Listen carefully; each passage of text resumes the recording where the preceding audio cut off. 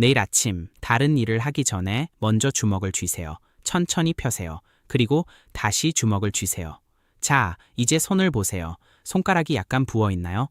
피부가 평소보다 더 당기는 느낌이 드나요? 반지가 작년보다 끼우기 어렵게 느껴지나요? 만약 그렇다면 비록 가끔이라도 제가 지금부터 말씀드릴 내용은 지금 당신이 예상하는 것보다 훨씬 더 중요할 것입니다. 60대와 70대 대부분의 사람들은 아침에 일어나면 손이 부어 있는 것을 대수롭지 않게 생각합니다. 그냥 털어내고 아침 일과를 보내다 보면 점심때쯤이면 붓기가 거의 가라앉습니다. 그래서 왜 그런 일이 일어났는지 묻지도 않고 어떤 연관성이 있다고 생각하지도 않습니다. 더군다나 그 증상이 몸속에서 무슨 일이 일어나고 있는지 중요한 신호를 보내고 있을 거라고는 상상도 못합니다. 그게 바로 문제예요. 저는 60대, 70대, 80대 환자분들을 오랫동안 진료해 왔습니다. 그리고 아침에 손이 붓는 증상은 제가 접하는 증상 중 가장 흔하게 간과되는 증상 중 하나입니다. 환자분들은 검진이나 처방전 발급 등 전혀 다른 이유로 병원에 오셨다가 마치 나중에 생각난 듯이 제 손은 아침에 항상 좀 부어 있어요. 하지만 그건 그냥 나이 탓이겠죠? 라고 말씀하십니다. 때로는 그렇습니다. 하지만 항상 그런 것은 아닙니다. 그리고 이 두 답변의 차이는 대부분의 사람들이 생각하는 것보다 훨씬 더 중요합니다. 오늘은 아침에 손이 붓는 5가지 구체적인 원인을 자세히 알아보고 스스로 해결할 수 있는 원인과 의사의 진료가 필요한 원인을 구분하는 데 도움을 드리고자 합니다. 솔직하게 말씀드리겠습니다. 애매모호한 말로 시간을 낭비하지 않겠습니다. 그리고 각 항목의 끝에는 실질적인 해결책을 제시해 드리겠습니다. 끝까지 시청해 주세요. 5번째 원인은 제가 가장 우려하는 원인입니다. 가장 흔한 원인이어서가 아니라 가장 자주 간과되는 원인이며 조기에 인지하면 결과에 실질적인 변화를 가져올 수 있는 원인이기 때문입니다. 5가지 원인을 살펴보기 전에 먼저 부기가 실제로 무엇인지 설명드리겠습니다. 부기가 발생하는 메커니즘을 이해하면 원인을 바로 파악할 수 있을 것입니다. 우리 몸은 끊임없이 체액을 순환시킵니다. 미세한 혈관들이 손가락, 손바닥, 손관절의 모든 세포에 산소와 영양분을 공급합니다. 이렇게 공급된 체액은 세포 노폐물과 함께 림프계와 정맥을 통해 배출되어야 합니다. 이 배출 과정이 느려지거나 어떤 이유로든 방해를 받으면 조직에 체액이 축적되기 시작합니다. 이렇게 축적된 체액이 붓기, 뻐근함, 부종으로 느껴지는 것입니다. 자, 그렇다면 왜 하필 아침에 이런 현상이 나타날까요? 잠자는 동안 모든 신체 기능이 느려지기 때문입니다. 혈액순환은 휴식 상태로 돌아가고 신체 활동에 의존하는 림프계도 거의 활동을 멈춥니다. 체내 수분 배출 기능 또한 가장 조용한 상태입니다. 신장, 관절, 호르몬, 혈액순환 등 신체의 불균형은 장시간 가만히 있는 후에 가장 뚜렷하게 나타납니다. 아침은 신체의 작은 문제들이 눈에 띄는 문제로 변하는 시간입니다. 그렇기 때문에 아침에 손이 붓는 현상에 주의를 기울여야 합니다. 이는 우연이 아닙니다. 몸이 가장 솔직한 순간에 무언가를 표현하는 방식입니다. 첫 번째 원인은 가장 흔하면서도 가장 걱정할 필요가 없는 원인입니다. 이 문제를 명확히 짚어보고 앞으로 나아갈 수 있도록 하고 싶습니다. 잠자는 동안 손은 68시간 동안 움직이지 않습니다. 림프계에는 독립적인 펌프가 없으며 근육의 수축, 이완 등 근육의 움직임에 전적으로 의존하여 림프액을 몸 전체로 순환시킵니다. 수면 중에는 이러한 근육 움직임이 거의 완전히 멈추게 됩니다. 림프 배출이 느려지면서 손가락과 손에 체액이 축적됩니다. 그 결과 양손이 약간 부어오르는 증상으로 잠에서 깨어나지만 움직이기 시작하면 가라앉습니다. 아침에 손이 붓는 증상이 정확히 이와 같다면 양손이 동일하게 붓고 붓기가 심하지 않으며 1시간 안에 움직이면 가라앉고 통증이 없고 시간이 지나도 붓기가 더 심해지지 않는다면 이것이 주된 원인일 가능성이 높습니다. 해결 방법은 간단합니다. 잠에서 깨어난 후 몇 분 안에 손을 부드럽게 10번씩 펴고 오므리세요. 손목을 좌우로 돌리세요. 손을 심장보다 높은 위치에 30초 동안 유지하세요. 이러한 작은 움직임들이 밤새 멈췄던 림프 순환을 다시 활성화시켜 줍니다. 많은 사람들이 이 방법만으로도 며칠 안에 눈에 띄는 효과를 경험합니다. 하지만 제 말을 계속 들어주세요. 만약 붓기가 정확히 그 증상과 일치하지 않거나 오전 중반 이후에도 계속되거나 한쪽이 더 심하거나 불편함이 동반된다면 다른 문제일 수 있습니다. 바로 그 부분이 중요해집니다. 두 번째 원인은 식습관과 관련이 있는데 제가 이 문제에 대해 이야기하는 거의 모든 환자들이 놀라워하는 부분입니다. 왜냐하면 어젯밤에 무엇을 먹었는지와 오늘 아침 손 상태가 어떤지 사이의 연관성은 생물학적 원리를 이해하기 전까지는 명확하지 않기 때문입니다. 나트륨은 체내 수분 저류를 유발합니다. 이는 단순한 부수적인 효과가 아니라 근본적인 생리적 메커니즘입니다. 혈중 나트륨 농도가 높아지면 신체는 이를 희석하기 위해 수분을 보유하게 됩니다. 이렇게 보유된 수분은 혈류에만 머무르지 않고 주변 조직으로 퍼져나갑니다. 손과 손가락의 경우 이러한 현상이 부종으로 나타납니다. 60세 이후에는 다음과 같은 변화가 나타납니다. 나트륨 조절과 체액 배출을 담당하는 신장은 나이가 들면서 자연스럽게 기능이 저하됩니다. 건강한 65세 남성의 신장 기능은 45세 남성에 비해 현저히 떨어집니다. 즉, 10년 전에는 신장이 쉽게 처리했던 나트륨 양이 이제는 더 느리게 배출된다는 뜻입니다. 신장 기능이 가장 저하된 밤 동안 나트륨이 체내에 남아있다가 다음 날 아침 손의 땀으로 배출되는 것입니다. 한국 음식은 풍미가 깊고 풍부한데 그 풍미의 상당 부분은 나트륨에서 비롯됩니다. 김치, 된장찌개, 간장, 말린 생선, 절인 채소 등은 한국 음식의 기본이며 저는 여러분이 이러한 음식들을 먹지 말라는 것이 아닙니다. 다만 특히 저녁 식사 때 나트륨 섭취에 주의를 기울여야 한다는 것입니다. 저녁 식사로 섭취한 음식은 신장 활동이 가장 저조한 밤 시간 동안 몸속에 남아있게 됩니다. 바로 이 밤 시간이 가장 중요합니다. 크게 무리한 변화는 아니지만 실용적인 방법은 저녁 식사 시 나트륨 섭취량을 줄이는 것입니다. 예를 들어 수프를 2그릇 대신 1그릇만 먹거나 밥에 간장을 적게 뿌리거나 밤에 화장실에 가고 싶어 수분 섭취를 피하는 대신 자기 전에 물 한 잔을 마시는 것 등이 있습니다. 많은 환자들이 이러한 습관 하나만 바꿔도 2주 안에 아침손 부기가 줄어드는 효과를 봅니다. 제가 아는 가장 간단하면서도 효과가 큰 방법 중 하나입니다. 이제 좀 더 의학적으로 구체적인 영역으로 넘어가겠습니다. 이 부분은 특히 주의 깊게 들어주셔야 하는데 이 원인이 잘못 진단되거나 아예 간과되는 경우가 많기 때문입니다.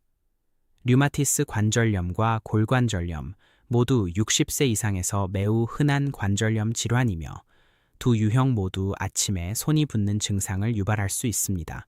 하지만 관절염으로 인한 부기는 체액 저류로 인한 부기와는 다른 특징을 보입니다.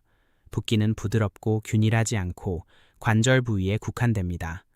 손가락 관절, 엄지손가락 밑부분, 손가락 중간 관절 등이 대표적입니다. 부은 부위는 만지면 따뜻하게 느껴질 수 있습니다. 아침에 주먹을 쥐려고 할 때 느껴지는 뻣뻣함은 몇 분 만에 사라지는 것이 아니라 1시간 이상 지속될 수도 있습니다. 특히 류마티스 관절염은 면역 체계가 수면 중에 가장 활발하게 활동하기 때문에 밤에 증상이 악화되는 경향이 있습니다. 이것이 바로 류마티스 환자들이 흔히 호소하는 아침에 관절이 뻣뻣해지고 붓는 증상의 원인입니다. 관절은 잠에서 깨는 순간 가장 심하게 아프고 한두 시간에 걸쳐 점차 완화됩니다. 손이 붓는 증상이 손가락 전체에 고르게 나타나지 않고 관절 부위에 집중되거나 손가락 관절에 열감이나 압통이 있거나 뻣뻣함이 30-40분 이상 지속된다면 이는 단순히 식단 조절만으로 해결할 수 있는 문제가 아닙니다. 정확한 진단과 치료가 필요합니다. 염증성 관절염은 조기에 발견하고 치료하면 매우 좋은 효과를 볼 수 있지만 관절 손상은 되돌릴 수 없습니다. 치료를 미루면 손상이 더욱 심해져 회복되지 않습니다. 흔히 볼 수 있는 증상인데 환자들은 점심쯤 되면 괜찮아지니까 라는 생각으로 2년, 3년, 길게는 5년까지 아침의 뻣뻣함을 참아냅니다. 실제로 점잖게도 점잖은 편입니다. 하지만 그 기간 동안 관절 조직에는 시간이 지남에 따라 누적되는 변화가 일어납니다. 조기 검진은 이러한 경과를 바꿀 수 있습니다. 네 번째 원인은 노인, 특히 60세 이상 여성에게서 진단이 제대로 이루어지지 않는 경우가 많기 때문에 잠시 살펴보고 싶습니다. 갑상선 기능 저하증은 갑상선 기능 저하로 인해 발생하는 특유의 부종입니다. 혈액순환 장애나 나트륨 과다 섭취로 인한 체액 부종과는 달리 갑상선 관련 부종은 말랑말랑하면서도 약간 단단한 촉감을 보입니다. 주로 손, 얼굴, 특히 눈 주변, 그리고 다리에 나타나며 눌렀을 때 움푹 들어가지 않아 단순한 체액 부종처럼 자국이 남지 않습니다. 갑상선 기능 저하증은 60세 이상 여성에게 매우 흔하며 수개월에서 수년에 걸쳐 서서히 진행되기 때문에 많은 사람들이 그 진행을 알아차리지 못합니다. 부종은 조용히 나타나는 여러 증상 중 하나일 뿐입니다. 일반적인 노화처럼 느껴지는 피로감, 같은 방에 있는 다른 사람들보다 추위를 더 많이 느끼는 것, 약간의 체중 증가, 변비, 사고력 저하 등이 그 예입니다. 각각의 증상은 개별적으로는 설명이 가능해 보이지만 이러한 증상들이 모두 합쳐지면 갑상선 기능 저하증이라는 것이 명확해집니다.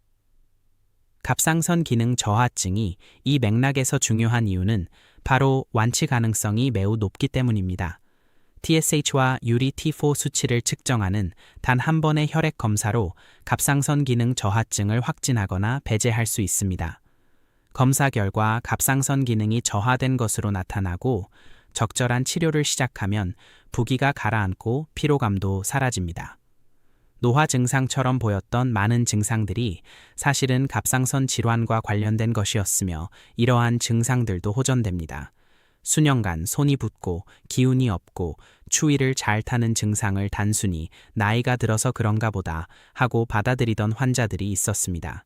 그런데 갑상선 검사 결과 갑상선 기능 저하증이 발견되어 치료를 시작한 후 마치 예전처럼 건강한 몸으로 돌아온 것 같다고 말씀하셨습니다. 만약 지난 1년 동안 갑상선 수치 검사를 받지 않으셨다면 다음 진료 때 의사에게 검사를 요청하세요. 간단한 혈액 검사이며 일반 건강 검진에 포함되어 있습니다. 그리고 이 검사는 정말 중요한 정보를 제공해 줍니다. 자, 이제 5번째 원인입니다. 제가 지금까지 강조해온 부분이니 여러분께서 온전히 집중해 주시길 바랍니다. 아침에 손이 지속적으로 붓고 그 붓기가 점차 심해지며 전곡까지 완전히 가라앉지 않거나 발목이나 다리가 붓는 증상이 동반되거나 피로감 증가, 일상 활동 시 호흡 곤란 또는 소변 횟수의 변화가 나타나는 경우 신장 기능 저하 또는 초기 신부전의 징후일 수 있습니다. 이 문제를 조심스럽게 불안감을 조성하지 않으면서도 그렇다고 경시하지도 않고 설명하고 싶습니다. 신장과 심장은 모두 체내 수분 조절에 중요한 역할을 합니다. 신장은 혈액에서 과도한 수분을 지속적으로 걸러냅니다. 심장은 효율적인 펌프질을 통해 혈관계를 통해 수분이 원활하게 흐르도록 압력 구배를 유지합니다. 이 두 기관 중 하나라도 기능이 저하되기 시작하면 심각하거나 치명적인 문제가 발생하는 것은 아니지만 체액이 체내 조직에 축적되기 시작합니다. 초기에는 이러한 축적이 미미하게 나타납니다. 많은 사람들이 아침에는 손, 저녁에는 발목에 수분이 쌓이는 것을 가장 먼저 알아차립니다. 제가 이 원인을 가장 우려하는 이유는 가장 흔하기 때문이 아닙니다. 대부분의 아침 손 부종은 제가 앞서 설명한 4가지 원인 중 하나 때문입니다. 하지만 이 5번째 원인은 치료가 늦어질수록 심각한 결과를 초래할 수 있습니다. 신장 기능, 저하와 초기 심장 변화는 조기에 발견하면 충분히 관리할 수 있습니다. 초기 단계에서의 치료 옵션, 생활 습관 개선, 약물 치료, 면밀한 모니터링은 효과적이며 좋은 결과를 가져옵니다. 그러나 이러한 질환들은 뚜렷한 증상을 보이지 않습니다. 조용히 진행되기 때문에 증상이 더 이상 무시할 수 없을 정도로 심해질 때쯤이면 가장 효과적인 조기 개입의 기회를 놓치는 경우가 많습니다. 만약 아침에 손이 붓는 증상이 몇 달에 걸쳐 점차 심해지고 다리나 발목까지 붓는다면, 작년보다 기력이 현저히 떨어졌다고 느낀다면, 소변 횟수, 양, 색깔 등 소변량의 변화가 생겼다면, 또는 예전에는 쉽게 할 수 있었던 활동에서도 숨이 가빠진다면, 이러한 증상들은 몸이 보내는 신호이므로 주의해야 합니다. 불안해하기보다는 자신의 몸이 보내는 신호에 귀 기울이고 차분하고 신중하게 대처해야 합니다. 의사에게 기본적인 혈액 검사를 요청하세요. 신장 기능 지표인 크레아티닌, BUN, EGFR은 정기적인 혈액 검사에 포함됩니다. 증상이 있는 경우 심장 기능은 심초음파로 평가할 수 있습니다. 이러한 검사들은 특별하거나 극단적인 검사가 아닙니다. 오히려 의사가 상황이 악화되기 전에 신체 내부에서 무슨 일이 일어나고 있는지 파악할 수 있도록 해주는 기본적인 검사입니다. 조기 대응이란 바로 이런 것입니다. 당황하지 말고 상황이 더 악화될 때까지 기다리지 마세요. 의사와 상담하고 혈액 검사를 받고 현재 상태를 알려주는 정보를 얻는 것입니다. 제가 모든 것을 정리해 드리겠습니다. 60세 이상에서 아침에 손이 붓는 데는 5가지 원인이 있습니다. 첫째, 밤새 가만히 있어 림프 순환이 정체되는 경우 아침에 손을 움직여주면 해결됩니다. 둘째, 나트륨 섭취로 인한 체액 저류, 특히 저녁 식사 시 소금 섭취를 줄여야 합니다. 셋째, 관절염으로 인한 관절염증, 적절한 의학적 진단과 조기 치료가 필요합니다. 넷째, 갑상선 기능 장애, 정기적인 혈액 검사로 진단 가능하며 치료 효과가 매우 좋습니다. 다섯째, 신장 또는 심장 기능, 저하 정기적인 모니터링을 통해 조기에 발견하면 가장 효과적으로 관리할 수 있습니다. 입니다. 이 영상을 보신 후 가장 먼저 하실 일은 간단합니다. 내일 아침 침대에서 일어나기 전에 손을 움직여 보세요. 손을 10번씩 펴고 오므려 보세요. 손목도 돌려보세요. 붓기가 빨리 완전히 가라앉는지 아니면 오래 지속되는지 살펴보세요. 이 관찰을 통해 중요한 사실을 알게 될 것입니다. 그 결과를 기억해 두세요. 두 번째로 부탁드릴 것은 지난 1년 동안 신장 기능과 갑상선 수치를 포함한 혈액 검사를 받지 않으셨다면 담당 의사에게 검사 예약을 하라는 것입니다. 반드시 건강에 문제가 있다는 뜻은 아니지만 현재 상태를 파악하면 변화가 있을 경우 조기에 대처할 수 있기 때문입니다. 우리 몸은 끊임없이 소통합니다. 항상 큰 소리로 소통하는 것은 아닙니다. 때로는 아침 입업 시에 손의 모양처럼 조용한 신호를 통해 소통하기도 합니다. 이러한 조용한 신호에 귀 기울이고 반응하는 사람들은 신호가 커질 때까지 기다리는 사람들보다 꾸준히 더 나은 결과를 얻습니다. 이 영상이 여러분께 유용한 정보를 제공했다면 가족이나 친구 중 도움이 필요할 만한 사람과 공유해 주세요. 부모님, 형제자매 또는 비슷한 이야기를 했지만 자세히 알아보지 않았던 사람에게도 도움이 될 수 있습니다. 때로는 우리가 사랑하는 사람들에게 가장 도움이 되는 일은 올바른 정보를 알려주는 것일지도 모릅니다. 댓글로 5가지 원인 중 어떤 것이 가장 관련성이 높다고 생각하시는지 또는 제가 다룬 내용에 대해 궁금한 점이 있으면 알려주세요. 모든 댓글을 읽고 있으며 이는 다음에 어떤 주제를 다뤄야 할지 결정하는 데 도움이 됩니다. 60대 이상 어르신들을 위한 직접적이고 실용적인 건강 정보를 계속해서 받아보고 싶으시다면 이 채널을 구독해주세요. 제가 만드는 모든 영상은 단 하나의 목표를 중심으로 제작됩니다.